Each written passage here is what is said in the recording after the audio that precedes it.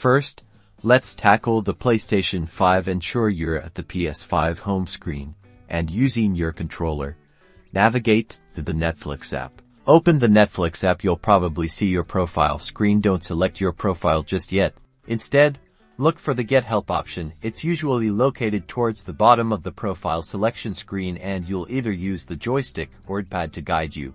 Now on the Get Help screen, look for the Sign Out or Logout option. Select it with the X button on your controller. You will be asked if you are sure. Confirm your choice, and that's it.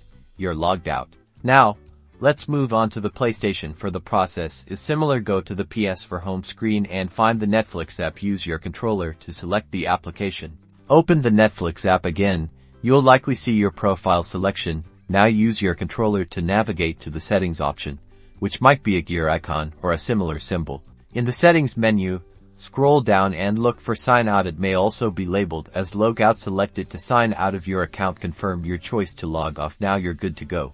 And that concludes our tutorial. Now, you can prevent unauthorized access to your Netlifx account. Don't forget to like this video, subscribe, and check out my other helpful videos. Thanks for watching.